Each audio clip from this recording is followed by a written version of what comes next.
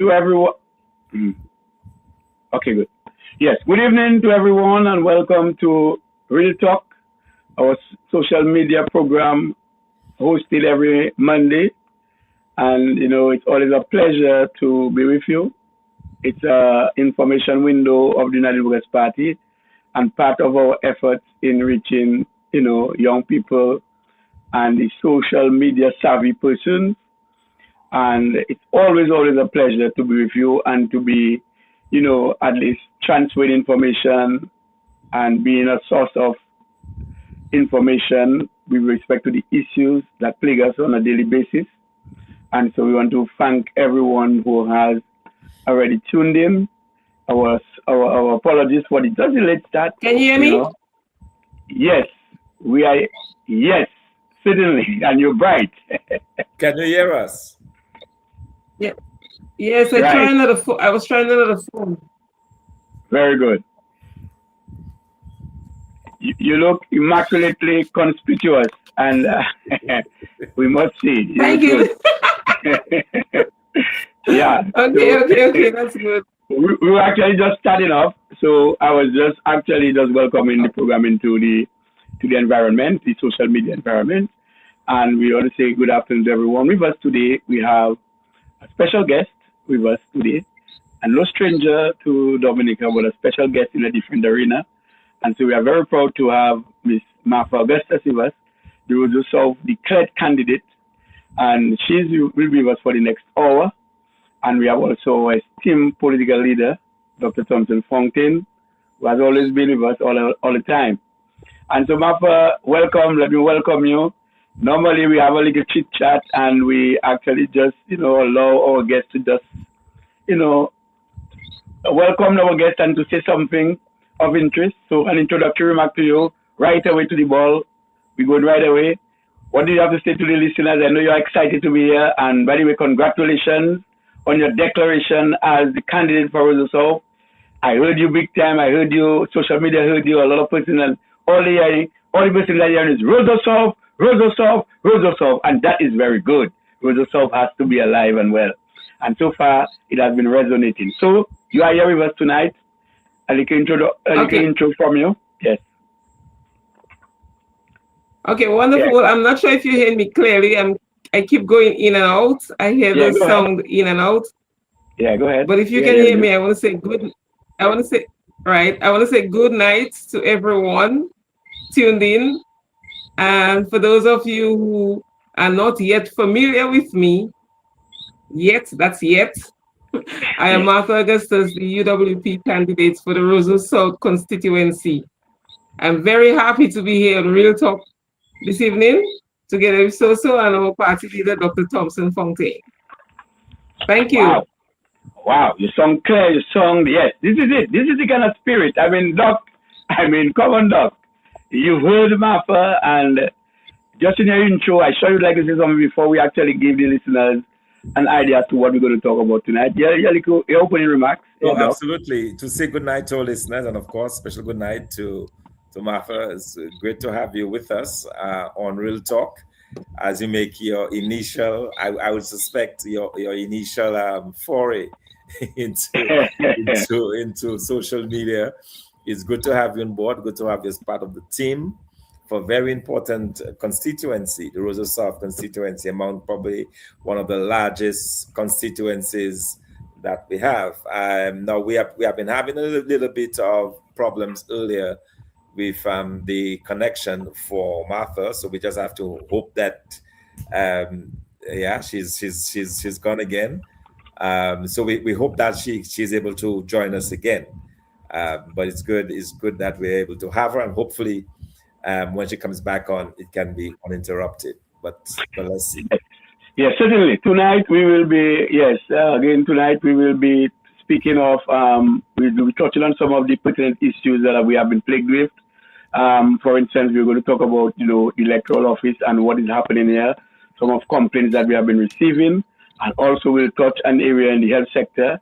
We'll ask Martha a few questions and she will be able to respond appropriately. And so, Doc, I know that we, over the past couple of weeks and months, and possibly, well, it's not a year yet, since the introduction of the confirmation period, we have been having teething issues with the electoral office, and a number of the issues we have brought to the fore, and we have gotten them to at least respond to a few of the complaints, and so far they have done some good with respect to adjusting where necessary. But it seems that as we go on and on and on, new complaints are being evolved and are evolving, and a lot of persons are concerned about what is going on.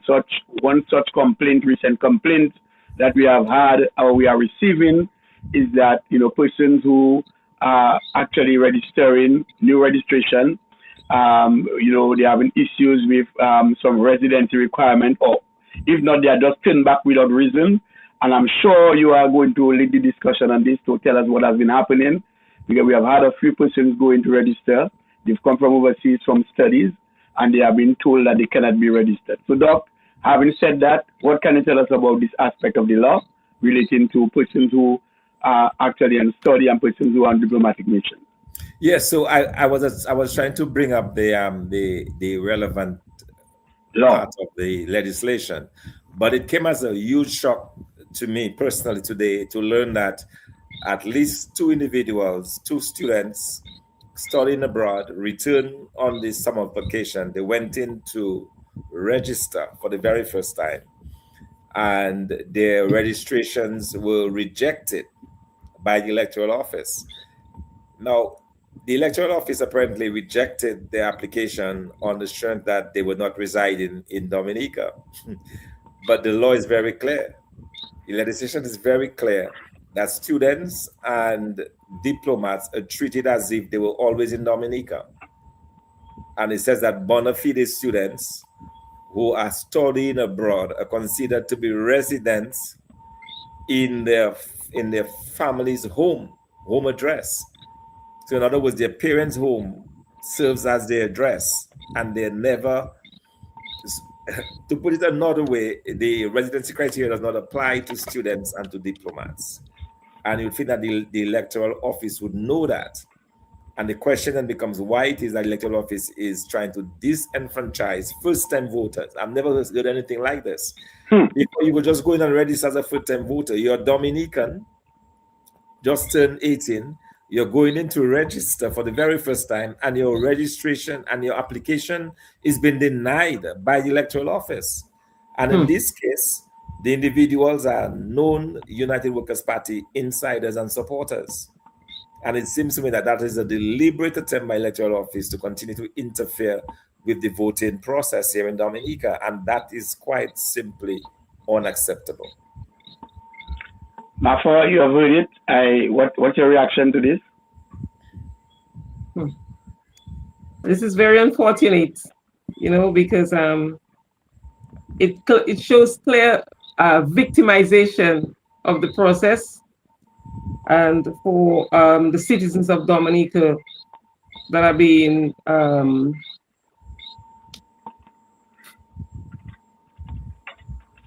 disenfranchised is the word. That's what it is. Because I was just I got for the first time and told they cannot register. I've never heard anything like this. This is madness. Yes, and I'm happy that you brought it out, Martha, because it is interesting that over the past month we have been having TV issues with the process, with the confirmation process, and look, right now we are now getting news that new registrants are having an issue with respect to students who are coming back to register and are being denied. It appears that either this is just malicious or people don't know the law. It could be just malicious or they don't know the law. And what I do know is that if you are working in the electoral office, or a matter of fact, in any institution, you're supposed to be trained prior to taking up the job, which means that I can fully say that they are aware, but why could they continue to discriminate and to disenfranchise Dominicans? And so this is a very serious issue, and that I'm hoping that the Electoral Commission can not just make adjustment to that, but stop this outright discrimination and outright what they call discrimination and awfulness that is happening at the electoral office. Doc? Yeah, absolutely. I mean, this is unacceptable, like you said. An electoral office need to fix that and fix that right away. They also should apologize to the persons who have been impacted. Imagine your first-time voter trying to get onto the voting rolls and your application has been denied. And not only that, the electoral office actually writes to the parents of one of the students, almost insinuating that they were doing something illegal. They were trying to Wow. defraud the electoral office. I Wow. find that to be beyond comprehension. It's a very simple This, thing. As a student, you're considered to be a resident of Dominica 365 days of the year, as long as you can prove that you're a bona fide student. In that case, in one of the instances, the student is studying at the university in Barbados, UE. He's a student at UE. So that is not even something you can say, well, the person was living there. It does not matter. They went to UE to study. They're back in Dominican vacation. They have a right to be on the voters list because they've turned the age of 18. And so, we continue to fight in the electoral office, and it's clear. So some of the issues that we've seen, we had the issue of the duplication of the names, for example. And then they said it's some software glitch. Well, if it's a software glitch, surely the same people that are looking to reject people's applications should have seen that people's names were appearing 2 or 3 times. But Yes. the biggest concern we have in all of this is that this electoral office, has taken upon itself to do something what I believe to be illegal. We are still trying to get the legal basis to it, but they have removed the addresses of individuals. So before, you would be like 40 Libla Lane or 20 Stevens Street or whatever. They have removed that. So everybody now is just Goodwill or Roseau. Goodwill or Roseau. They have removed the place of residence on the voters list. That is something from the time we started the process many, many years ago, decades ago. The names of persons residing in Portsmouth, in Roseau, in Wales, in Goodwill, those names appeared with addresses because people have named addresses and they have removed it. So that we're going to challenge. We'll be certainly mounting a legal challenge against this because that should not be allowed to stand. Yes. I think everything is deliberate. Yeah. It's not by accident. I think everything is a deliberate designed strategy, to have a negative impact on the voters in relation to the supporters of the UWP party and any other person, as a matter of fact, because it makes absolutely no sense. Why would you remove the address specified on the voters list? Too many things seem to be not right, even if the birth paper, that there's no paper available at the time for such a long time. I've never heard that in the history of Dominica. I mean, this is certainly by design, in my opinion. I went to try and confirm someone who wanted to transfer, and they also have stopped the transfer process as well. So a lot of things that seem to be is not. And there is a very sad time in our history. Yes, and I'm happy that you brought it on. And the word deliberate, we should underline that strongly because it's very true. And just before we shift gears to the health aspect of our discussion, let me just remind the electoral office that under new registration, as the law stipulates, and it stipulates it clearly, that once you have new persons registered who have attained the age of 18 or new voter, that person is supposed to meet residency requirement. A residency requirement means for 3 months. You're supposed to be residing for 3 months in the place. However, this is exempt. You have diplomats and students are exempt from this residency requirement. And so if you have not known that before, or if you are playing, or if you are doing mischievous things and doing things intentionally and deliberately, we are telling you to stop this practice and follow the law. No one should breach the law. Yeah, and the final thing I would say on that, so is the fact that, they are bending over backwards to keep on the voters list individuals who have left Dominica, some of them for 40, 45, 50 years. They're bending over backwards to keep those individuals on the voters list. But a young person whose parents are still in Dominica, who is just away temporarily unstudied, they have been denied access to the voters list. This is madness. Madness. And it's only where you're trying to manipulate some kind of result that you get those things. But quite frankly, this electoral office is incompetent, and we need to really bring back the former chief electoral officer, Mr. Anthony, because this current group is clearly incompetent from what we are seeing. All of those mistakes that they're making, the fact that up to now we cannot get any voter IDs, no one has received their voter ID cards. They claim that initially the first ones had problems, they had to send them back. So it's costing the government. It looks like just a bumbling group of people there at the electoral office, bent on doing the work of the government of Dominica, or the Labour Party, I would say, and not working in the best interest of the Dominican public. And that is what we get when you politicize a process that should be completely apolitical, devoid of any political interference. But some people are trying to please their masters, and that's exactly what we're seeing tonight. And that has to stop. That cannot continue. So we are going to move to our second segment, but just before that, Doug, I just remember to, while we're on this, that let me remind the electoral office again that River Breeze is an apartment complex. And River Breeze, in its apartment complex nature, has what we call numbers on the apartment. And what they have been doing recently is to register person and put in River Breeze. That is unacceptable. You must put the person's apartment number.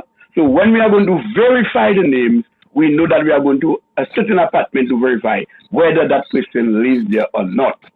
So that is where we are going with these things, but we will deal with that accordingly, and we will do what we have to do.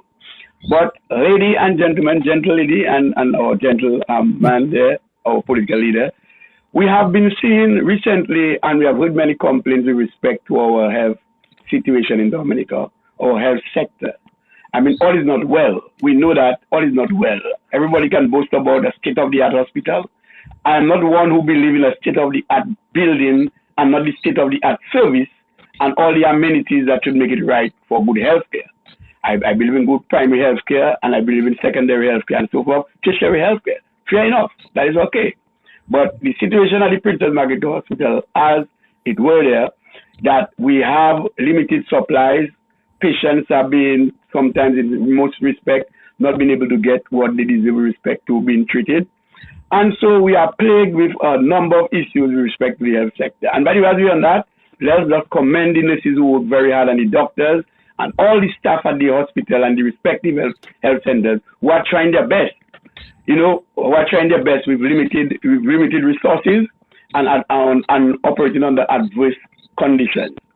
We have recently heard the minister, or former minister, I think now is the current ambassador to Dominica for Cuba. And he's made a statement some time ago, Doc. I don't know if you have that statement stand by. But we are going to listen to that statement. And then, Martha, I would like you to react to the statement. You have it, Doc? No, I did not queue it up, unfortunately. Okay, good. But don't worry, I think Martha has done quite a lot. Martha is a person who is, of course, obviously, Okua with the news and updated. You have heard the minister talking about some kind of insurance that is in place, some kind of health system that is in place. And one of the things he's saying is that Dominicans have good health care because whenever they sick, the prime minister is able to fly them out. And, our political leader, and with respect to our 10-pillar plan, we have been talking about a national insurance scheme. And he's saying, Pala, that cannot happen. Pala for Dominicans. But for them, it's okay. They can fly out Dominica when they want. Because the Prime Minister is on record in your constituency, by the way, at Newtown some time ago, stating that if something happens to he and his family, they can be flown out. But who are you? Where are you? What is there for you? So I can understand how a former minister could say the Prime Minister is taking care of you, and the Prime Minister on another side saying that when something happens to him and his family, he can be flown out, they can be flown out, and the people cannot be flown out. Martha, your reaction to this statement and a general comment on the health sector in Dominica. Thank you, Soso. I found that statement by Mr. Douglas to be ridiculous, comical and totally irresponsible to take healthcare of Dominicans for a joke. In my opinion, that's a joke. And healthcare is a serious business. And it also shows based on his utterances that the DLP, the Dominican Labour Party, would lack accountability after 25 years for Dominicans, because we deserve a better health system, a better systemic healthcare system. And definitely I look forward to doing so under the leadership of Dr. Thomson Fontaine. But for me to really express that, I need to define healthcare in my understanding and from my studies. So healthcare, as it's interpreted, is an organized maintenance, restoration of improvement of physical and mental health.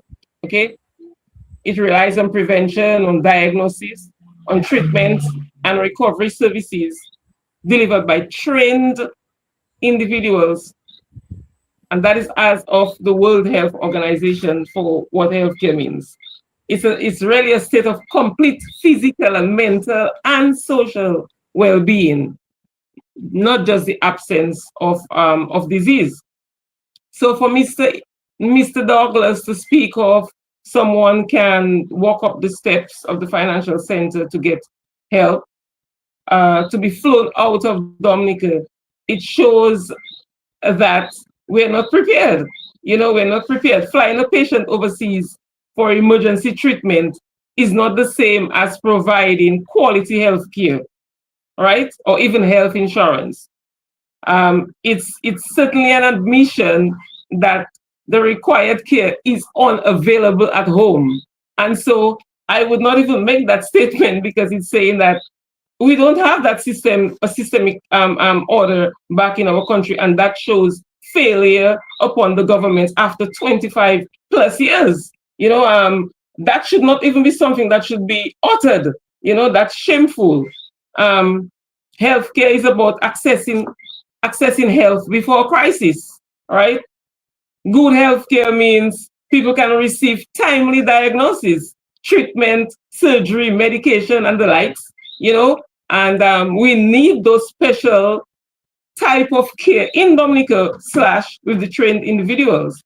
Not only after the condition becomes life-threatening that we need healthcare, we need healthcare prior to that.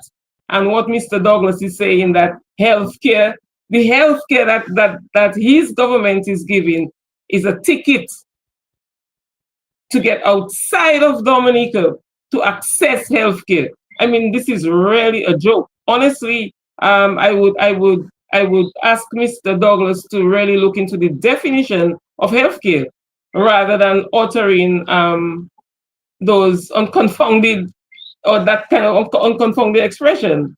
I also think that health insurance, because what he's saying is also indicating that it's a health insurance. Okay, that type of healthcare is a health insurance, and certainly health insurance is not an airplane ticket. Okay, health insurance is a financial protection system that helps people pay for preventative care by their doctors and the visits to their doctors, to the hospitals, for surgeries, for medication, for medical help and expenses, okay? For paying for emergencies, to evac somebody when they're sick, and a comprehensive health insurance. So this is what health insurance is all about. It's not about walking up the step and get a plane ticket, okay? In emergency cases, and he spoke of in emergency, anybody who's having an emergency evacuation is a last resort.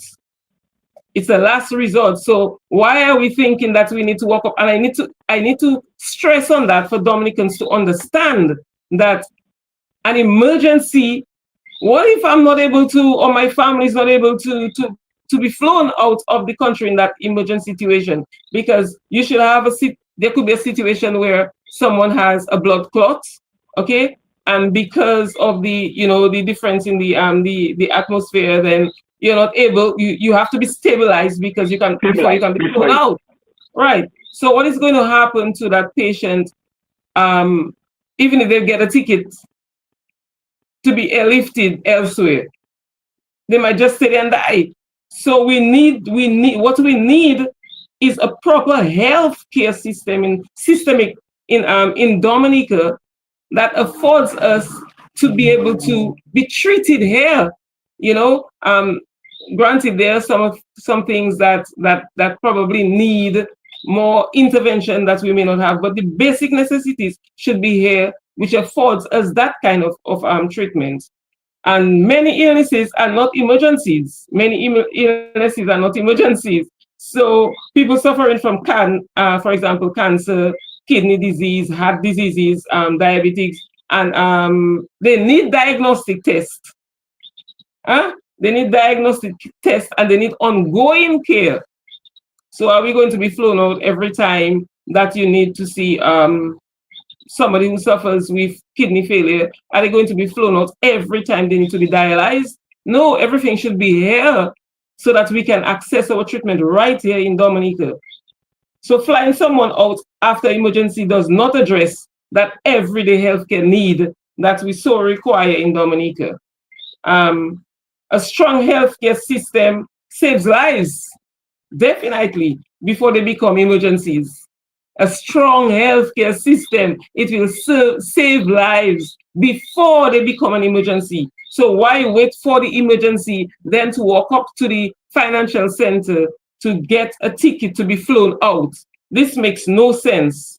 I would really encourage Mr. Douglas to revisit his statement, because we're not, I think we are wise enough in Dominica to be able to understand some of those utterances. It makes absolutely no sense. It saddens me that we make a joke out of things so important as healthcare. Okay, so we need better equipped the hospital. We need better equipped. We need more trained specialists. We don't need our trained doctors to be leaving Dominica and go and find greener grass elsewhere. We need them here to give us the better healthcare we need. Because in some cases, I know of some citizens, Dominicans, live in Dominica for better healthcare, and guess what? Who is caring for them? A Dominican doctor, a Dominican physician. He should not be across the water doing that. He should be right here being able to provide that service to our citizens. And this is healthcare. This is better healthcare. This is what healthcare is. And this is what I am looking forward to under the United Workers' Party, to put things in place that will allow, as we heard Dr. Thomson speaks of one of the pillars, one of his 10 pillars, the healthcare, better healthcare and healthcare insurance, which works out to cover every citizen of Dominica. Whether you have money or not, you should have access to better healthcare, not for a selected few. Okay, so Mr. Douglas, revisit your statement, understand what healthcare is. Don't make fun of serious concerns like that, serious issues like that we're experiencing in Dominica. Think about what you say before what you say. And after 26 years, 25 years, we should not be flown out because of an emergency. We should have our physicians here taking care of us right here in Dominica. So, for example, also we have the financial and emotional burden that remains after that, after they are flown out. Even if the transportation is covered, the patient and their families may still face things like accommodation costs, loss of income, separation from their loved ones, and stress while receiving treatment abroad because they're not home. This is a psychological effect or impact on a patient, not being home, not being around their family members. They may be flown out, but how many family members can be flown with them where they are? How does it impact how does it impact their health to get back to a better health? You know, and I'm trying to say it as simple so that the ordinary Dominican can understand that. So a plane ticket is not health insurance. It is not health insurance. It is a sign that the healthcare service people need is unavailable at home, Mr. Douglas. That's what it is. That's what it's saying. It's saying that it's unavailable. So the goal of any responsible government should be to build a healthcare system where more Dominicans receive quality treatment in Dominica, and where health insurance protects everyone, not walking up the stairs to the financial center to get a ticket to be flown out. Okay? What do you think about that, Mr. Soso? Oh, yes, definitely. In fact, you are so powerful. In fact, I was allowing you to just flow because you have been powerful, decisive, and I'm getting some good reviews there. We're already hearing that. Well said, Martha. Great job. Very good explanation. Well said, my girl. Good job. It's like people are getting it. And I'm happy that you're able to bring some sort of sanity to that discussion, because I know for a fact that whenever there's let's say, a healthcare or what you call a health insurance system, there's supposed to be collaboration between what you call the insurance company and government, and also to pharmacies. So there's supposed to be a tripartite sort of relationship between pharmacies, the health insurance, and the government. So if there was such thing happening, then I'm sure you are pharmacist by profession. In fact, I should be calling you Dr. Augustus. I know that for a fact. Not any doctor. I know you can call you doctor. I know about these things. I know about this profession, and for sure. But here what is happening? You have been running a pharmacy. Have you ever seen a patient or Dominican come to you with a form stating that an insurance has indicated that person to go to a pharmacy and to get some sort of prescription approved based on the fact that some money will be sent from government? I sure you have not seen that.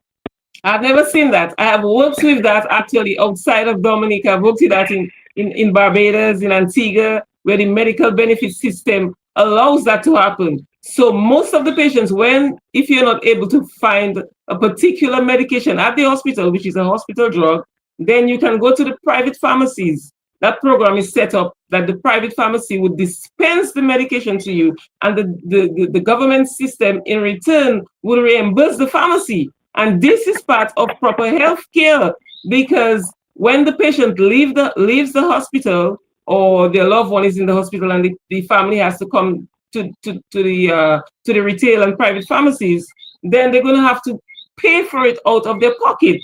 If the system is a proper healthcare system, then it allows for that family member to come to the pharmacy. You come with a prescription, and we fill that prescription, and the government in return provides the benefit to reimburse the pharmacy for that patient. This is what is called part of proper health care. Of course, because now the patient is going to be laying there at the hospital, the meds are not available, it's not available at the hospital, it may not be available at the private pharmacy, and then sometimes we as the private pharmacies have to source that medication outside of Dominica as quick as possible to prevent death. And this is what is very sad, because in my practice, I see many life-saving drugs that are necessary and not available. And to get it in a timely fashion to the patient while they're in hospital is sometimes not possible. And it's really painful when I come across those cases. It's truly really painful. We should have the basic life-threatening meds stocked in the hospital, in the government system, to allow that. Yes, and yes, thank you very much for this again. There's a lot of clarity with tonight's discussion, because you are trained medical professional, and we know that a lot is expected of you, and so far you are doing a great job. And something else you spoke about with respect to how we would attain good health care is that, and we know for a fact that we may not have a lot of specialist doctors in Dominica. We have a lot, but not the amount that we require. And so you were talking about a situation whereby somebody is not stable and that person cannot be flown out. And I'm happy that you make the distinction between just buying a ticket and a medical, an insurance system. Yes. And that was very clear. So therefore now, as it was brought out this idea about someone who is not stable but is undergoing some near fatal sort of episode, and it would be in the interest of probably a good health system or a good national insurance scheme to ensure that some retainer doctor can be consulted over the line. We call it telemedicine. And so in some cases, you'll be experiencing, like for instance, I think we had an experience when Dr. Sam Christian had his episode with respect to his injury. And I believe Dr. Dale Langeben was able to stay overseas in Philadelphia where he's working as a doctor, trained specialist, and was able to direct and to give advice with the doctors who were available taking care of Dr. Sam Christian. And they were able to stabilize him for flying out flying out of Dominica.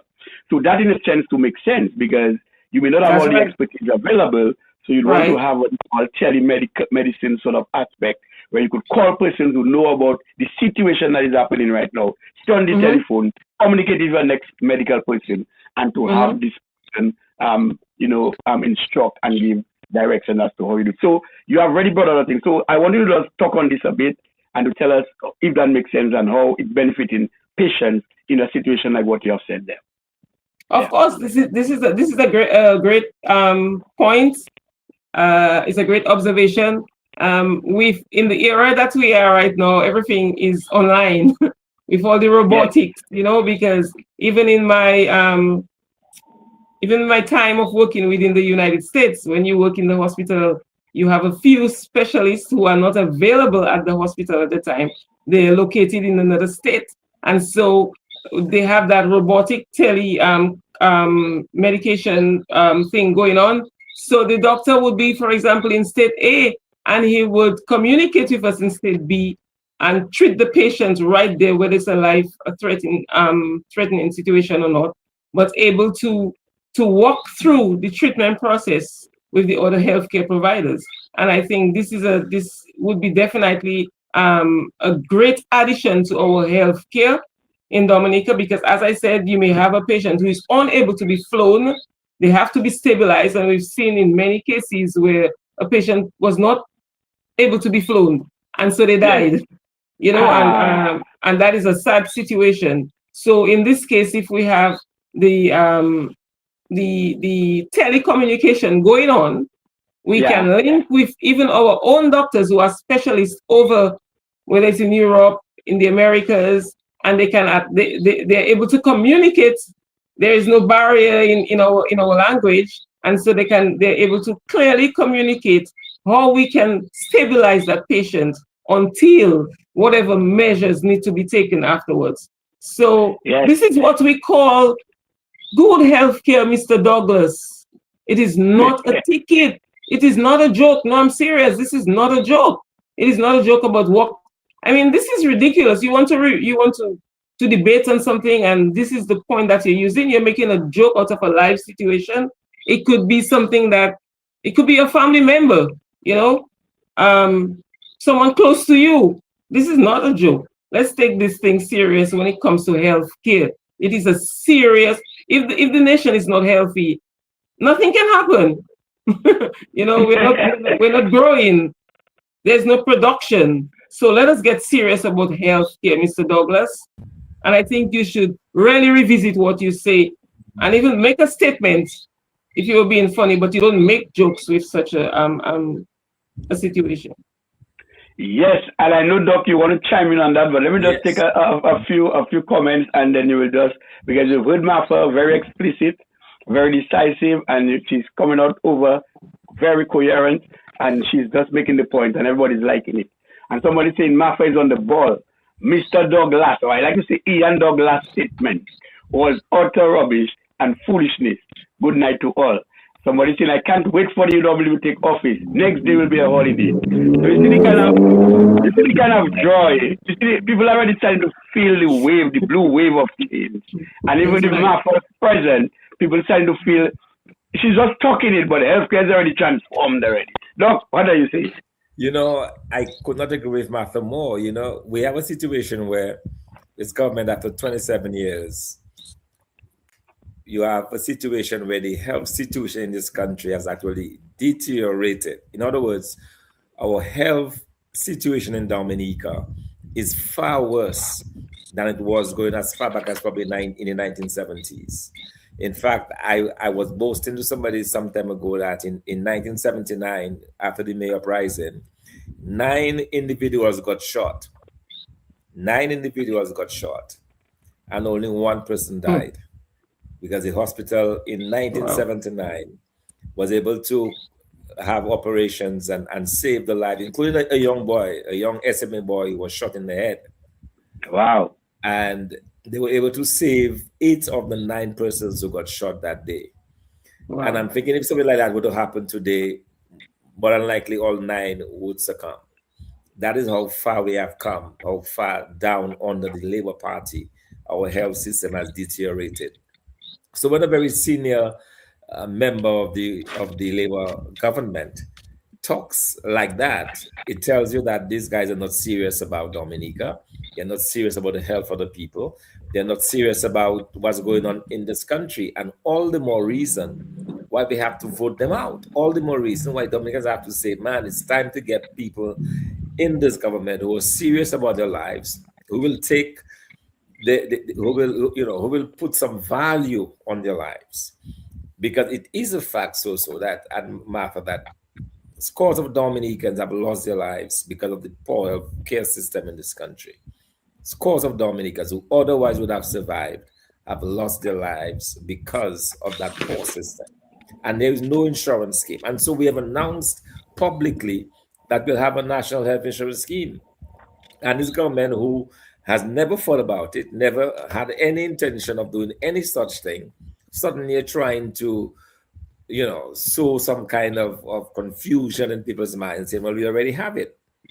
I mean, you don't make jokes about these things, and it shows the fact that these guys are totally unserious and that we need to get rid of them. I can't say it any differently. We need to get rid of this Labour Party government. Yes, Martha, you were saying something? Yes, as Dr. Thomson spoke of that health insurance, it just reminded me the few years back when the Prime Minister stood up on the campaign in Newtown and spoke of the health. He has insurance, his family, they can be flown out, and I'm wondering, I'm telling myself, are Dominicans really listening to that statement? Because it sounds to me that the Prime Minister at that time is the opposition. His team is the opposition, saying that you don't have insurance. No, I'm coming in to give you insurance. And that has been it was about 20, how many years, 23 years or whatever. And you're making it look like, what's happening to you guys? You guys don't have insurance. I have, and I can fly out anytime. I can fly with my family. No, you're the one there responsible for putting such a program in place for the citizens of Dominica. And Dominicans are not standing firm enough to say this is nonsense. This is like really nonsense. You're here to serve the people, to put in place what is best required for your people, and you're telling me that you have insurance and I don't, and I must clap at that.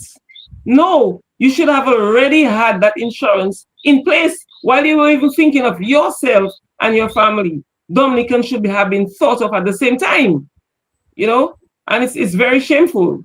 I must say it's very shameful. It's disheartening to hear statements like that being made.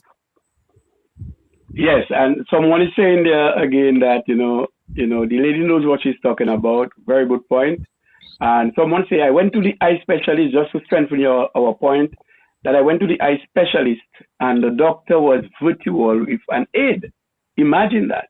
So here we are with the kind of vibe to boost our health system. Some people saying they suffer so much under this current regime and it's time for them to go. Good evening, patriotic families, hosts and guests listening.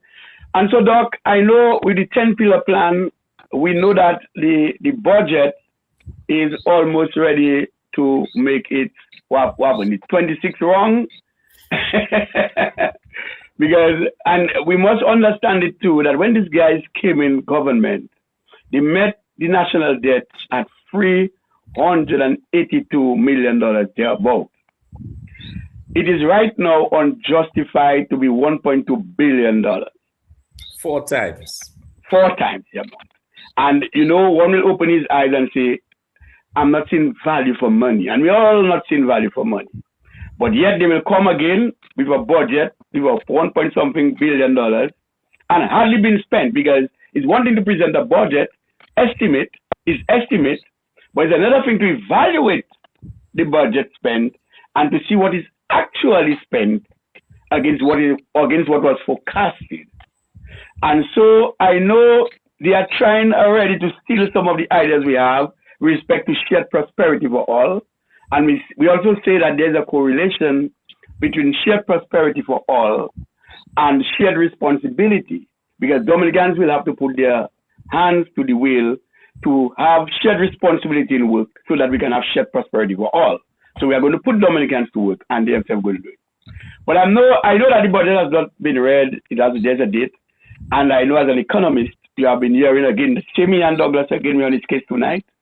And he doesn't seem to understand that we have to do things for people. Some time ago, we heard about can corn beef, can what they call it, can sardine, can whatever. As we never know this thing to be in plastic. However, it was just for words. They wanted to fool the budget with narratives, and so they come with their can this, can that. But Doc, objectively and seriously, what is the anticipation of this year's anticipated budget estimate? And how do we see, because for sure we will respond to it, but how do you see this budget doing nothing like the others have done nothing before? That is not even a question, but I just wanted to put it in perspective for us. Well, this government has been extraordinarily lucky in the sense that they have really been able to swim downstream on the largesse of the CBI. For example, last year's budget of roughly $1 billion, $600 million of that was going to come from the CBI. All right, so you are funding your recurrent spending and so on from CBI. In most countries, you fund that from your tax revenues. You have a tax regime that is fairly robust, that is fair, of course, and your economy is growing. You're making higher taxes, and you're able to do that. But we have a situation where 60% of government revenues is on the account of the CBI. Oh. We know for a fact that this year, the CBI has taken a serious knock in the sense that, and what we know is evidence from St. Kitts and Nevis and Antigua, where the government have actually informed the people that they have had serious reductions, like in St. Kitts, as much as 40% reduction in the CBI revenues. So we expect a similar thing in Dominica. I want to see whether this budget is still going to have a $600 million estimate for the CBI for next year. Because it seems to me that any kind of program that you're thinking of must, at this juncture, take into consideration the fact that the CBI is dwindling, that the CBI will never be at the same level that it used to be in the past, and that you have to start taking contingency measures. So I would have liked to see a budget that focuses on generating economic growth within the country, so that we can now change that metric of that heavy dependence on CBI to depending more upon our efforts to raise revenues. The other thing that is very important on the United Workers' Party and the Freedom Party, Dominica used to get at least 25% in grants, of its funding in grants. So you have your tax, your what you call domestic revenues. In those years, it was mainly tax revenues. Now we have CBI, that's your domestic revenues. Then you have the tax, as we said, okay, and then you have grants, and then you have loans. Right now, a lot of the governments before, like UWP and Freedom, they were getting a lot of grants, at least as much as 25% of those. That grant level has fallen under this government to less than 5%. Oh my God! So effectively, what that means is that they have had to add significantly to the loan component of the financing of the budget, and that's why you have such huge levels of debt, increased by 400% from where it was when the Labour Party took office in 2000. So you have a situation where I don't see a way out of that. This government is going to continue to borrow and borrow heavily, and especially now that the CBI is on decline, the grants already declining. So it means now, and with the tax revenues, Dominicans are already overtaxed. We are maxed out on taxes. We cannot, there's nothing more that can come out of Dominicans as far as paying the government taxes is concerned. And so it seems to me that we're going to see another spike in our debt levels, another more evidence that this government has failed the people of Dominica, more evidence of incompetence, more evidence that they simply do not know what they're about. Even after 25 years, you would think that, you know, sometimes you enter into something, right, and you're a novice, but over time you learn. You know, like a car. When you first step into the car, everything looks you know, new and strange. You know, a clutch, a handbrake, and you have to learn to use those things. You're new. But after a few, you know, practices and so on, you get better, and over time, and after 10 years, you're a pro. You know, you can drive with your hands, you know, on the window and relax and so on, because you know what you're doing. But this government seems to have never learned. Even after 27 years, you'd think that by now there would have been some kind of experience factor that would have rubbed off on these people. But they're clueless, even after 27 years, absolutely clueless. And that's the reason why our country continues to move from bad to worse. That's the reason why we have a failing health system, a failing education system, where we continue to have tax upon tax, where we continue to have some of the highest cost of living situations in any country in the Eastern Caribbean. The reason why we continue to have such escalating poverty, the reason why we continue to have our young people running away from Dominica, seeking solace anywhere else but Dominica, ABD, anywhere but Dominica. That's what most Dominicans have. You know, young people, if you ask them what their qualifications are, they say ABD. You know, that's a qualification. You know, so it is really unfortunate that that is what we are passing as a government. They simply have not learned.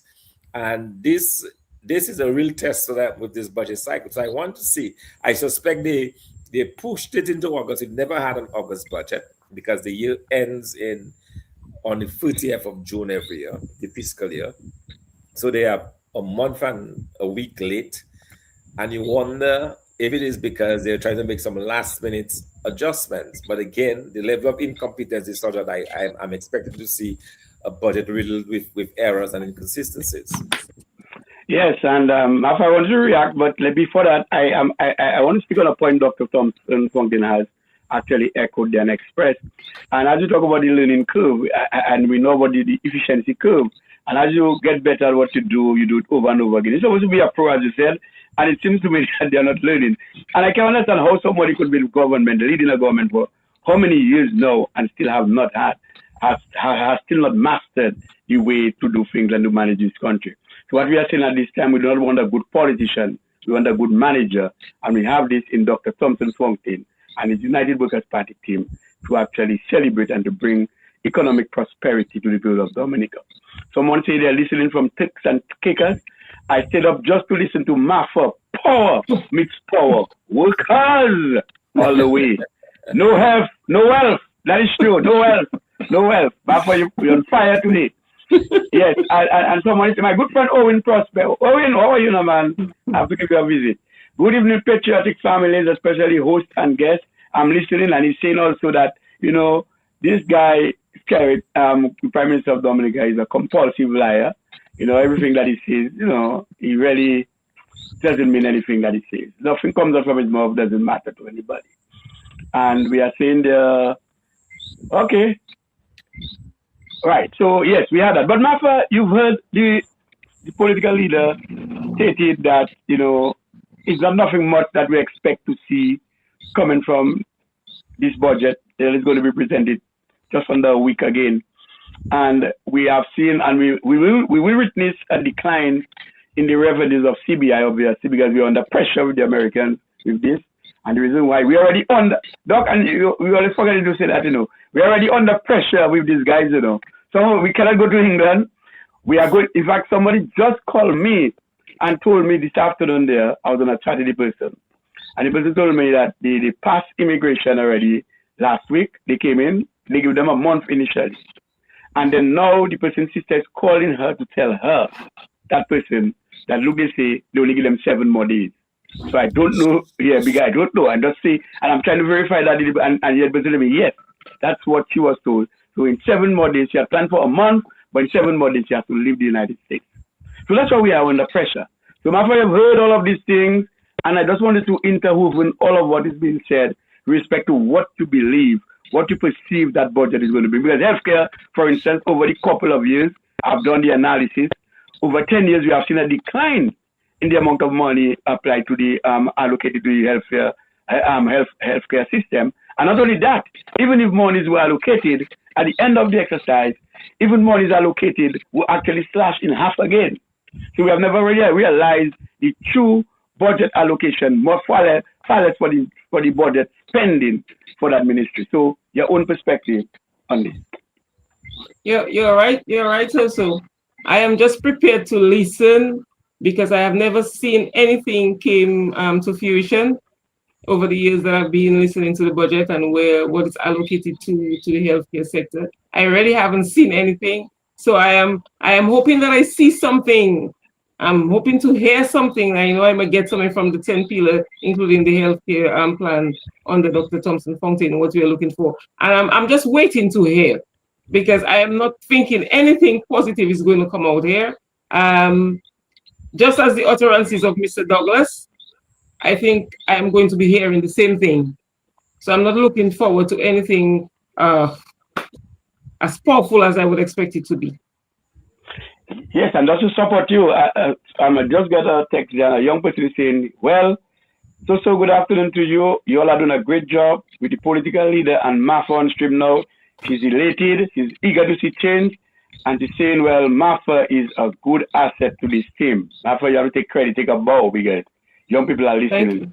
And this young person is telling me I'm going to rally young persons to follow the United Workers' Party, because I believe this is the change that we need now. And in closing, the person is saying that we have witnessed budget and budget address over and over, but all money is allocated to the youth. When we go to the places they say the money is, there's always no money. No money. So no money.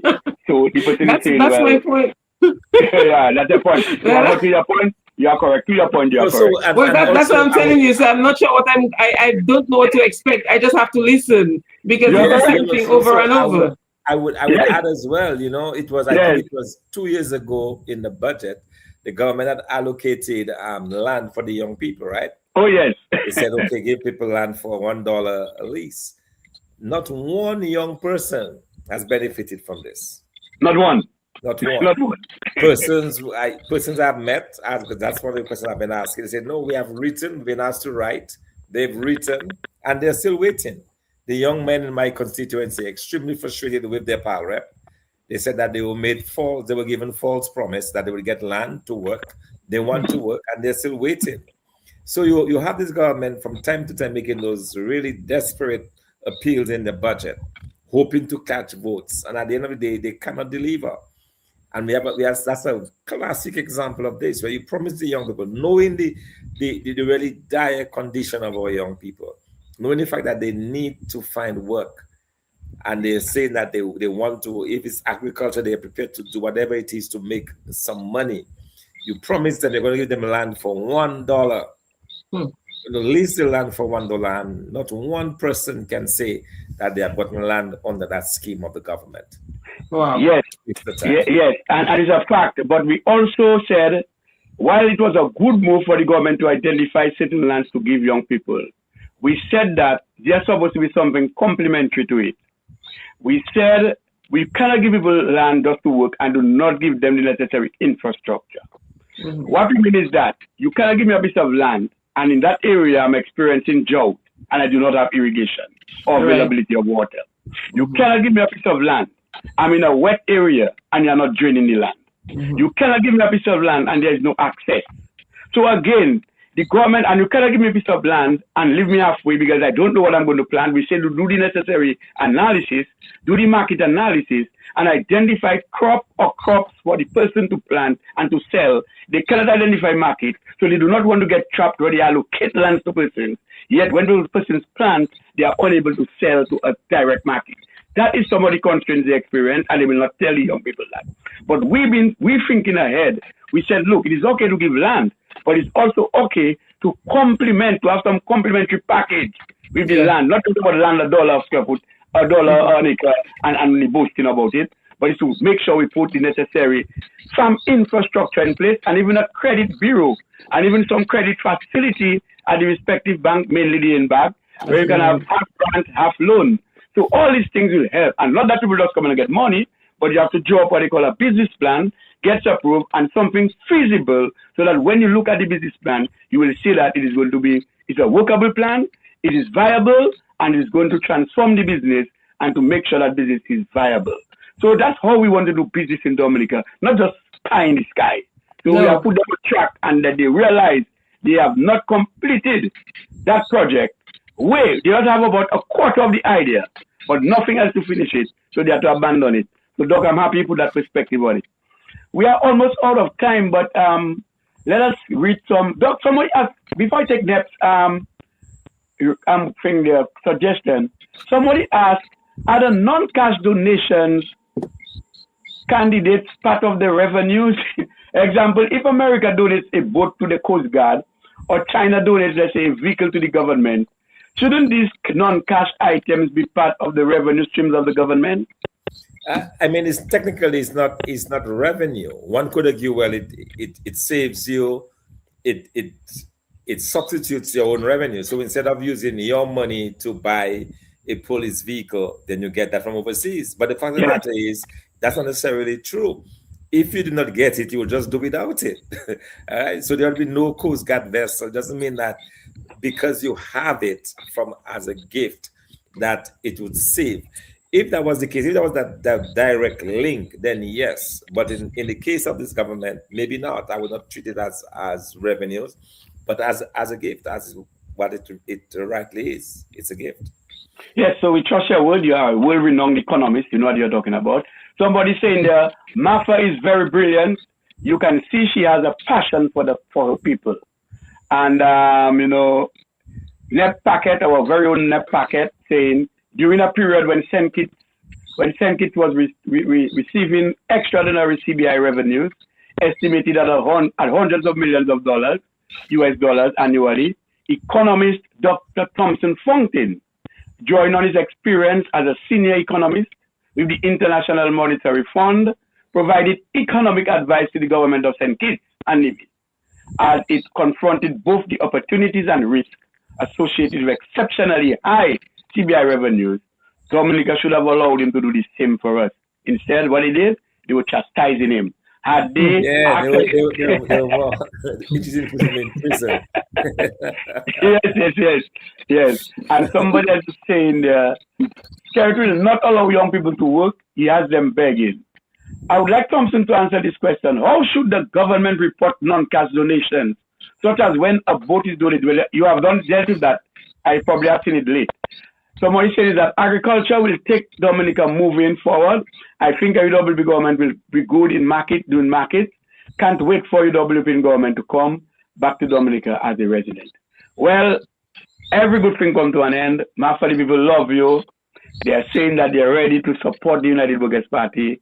You are a breath of fresh air coming on the scene. Dr. Thomson Fontaine is very happy to have had a good slate so far of candidates on list, sort of declared to be associated with his team, and I'm very proud of him, and he's working hard in that regard. Martha, we want to thank you again for joining the team. But in your closing remarks, I think we've touched on a number of pertinent issues, and we'd like to leave some, lasting words with our patrons and those who actually participate in our program. So I will start with you, your parting words, followed by Dr. Thomson Fontaine. Okay, so I did not at the beginning, because of the little hiccup we had in starting off, I did not shout out my people in Roseau South. Oh, certainly. Shout them out. Power to the people of Roseau South. Power to the people of Roseau South, and even my team that are there behind me, and cheering me on. You can get this thing. Go ahead and do it. I just want to shout them out tonight. But on a serious note, I want to encourage Dominicans, especially the young people, to take care of your health. Take care of your health. Eat well. Exercise. Because we have a serious drug problem in Dominica. These are that is the substance of Dominica. And it seems like the substance is on the streets of Roseau, helpless, hopeless. And these are our young people. We want to change that on the United Workers' Party. We really want to focus on the health of our young people that are, and I'm sure Dr. Thomson will agree with me on that. We want to really change this. I want to also encourage everyone as we go there tonight to say, go and get confirmed. Go and be confirmed. Don't wait for the last hour. You may regret it. Right now, we're saying, boy, I don't know if I want to do this. I fed up with that. I give up. No. Confirm. Anything can happen between now and then. Confirm. Let your voice be heard. Okay, it's important. This is your power. This is where your power lies. By going to confirm and making that X and putting it against the UWP when the next election is called, because we are ready to do better for you, because you deserve better. So go get confirmed. And at the same time, I want to remind my Roseau South constituency that we are beginning our fundraising event as of this Friday night. Wow. In Newtown, opposite the Rubens Bakery. We are going to be serving you wonderful barbecues, grilled chicken, not chicken and fish, bakes and akra. Come out and support the movement, because we're in this together. We're doing this together. It's not about the candidate. It's about us, Dominicans, Roseau South. And I look forward. Come and just hang out with us. Talk with us. Let us know how you feel. We'll let you know how we feel. Let us roll together. So Roseau South, yes, I love my people. Well, powerful Martha. Everybody said yes, Martha, all the way. Good program and everything else. And it's amazing that people have a passion for what they do. And Doc, I know you are proud. You have been working very hard. People don't know. I know what kind of person you are. Very patient, very tolerant, but you are decisive. And people don't test people. It's not the loud talking that's all about leadership. Leadership is about doing what you have to do, being focused, and doing what you have to do for Dominica. And we are very proud of you in doing this. And we know we have been patient all along, and you have asked Dominicans to be patient with you and the United Workers' Party team. Everything is all behind us. We are moving forward, full shuttle. Dr. Thomson, Fontaine, your closing remarks. Well, so it has been an honor to be with you tonight, as well as Martha, one of our newer candidates. And it's, as you said, it's a breath of fresh air. People are extremely happy and pleased with what they see that she brings to the table. So we're very happy that she's part of that team. And it's just the beginning. We are continuing to unfold our candidates, and in the next few weeks we'll be having more big surprises we don't make it public. But I can tell you this, we are looking for persons with competence who care deeply about this country, and who have agreed to devote their effort and their energies to bringing change to Dominica. So it's a very exciting time for the party. We continue to build the momentum as people hang on to our promises within the 10 pillar of shared prosperity. But when they begin to see such professionals who are signing up, who are signing in to be part of this team, and like I said, we're going to have some more big surprises in the next couple of weeks. And so when they realize the quality of the candidates that we're able to attract, they will understand that we're very serious about bringing that change. They will understand that we're very serious about that team that we speak about, that team in Dominica, coming together like this, men, women, young people with experience, with youthfulness, but also with competence.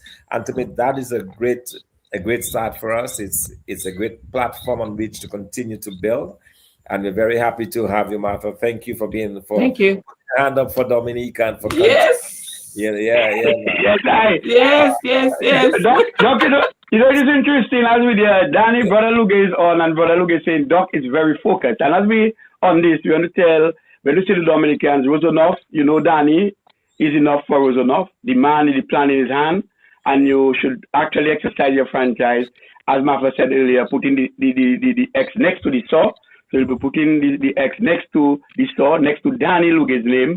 The saw, that is the only candidate that will take you through your burdens and to ensure to represent your best interests. So we say to the patrons of Roseau South, don't be fooled. You cannot give up what you have. This government strategy is to take what you have, your power, and then dump you. If you give up that power, then you have nothing else to lean on. So you cannot give it up. You have to let them struggle for it, and they will not get it. So Brother Luge is your man. Is enough for Roseau South. Man enough for Roseau South. Man enough for Roseau South. So let me say one excellent candidates. Yes. Certainly a lot of excitement. So both Doc, Martha, let me say thank you again for gracing your presence on Real Talk. Dr. Thomson, it has been a pleasure to have you, and to all the patrons who have been viewing and to participate. We say thank you to those listeners and to those who continue to encourage us. We say until next time, this has been Real Talk. Have a good night. May God bless. Thank you. God bless. Good night.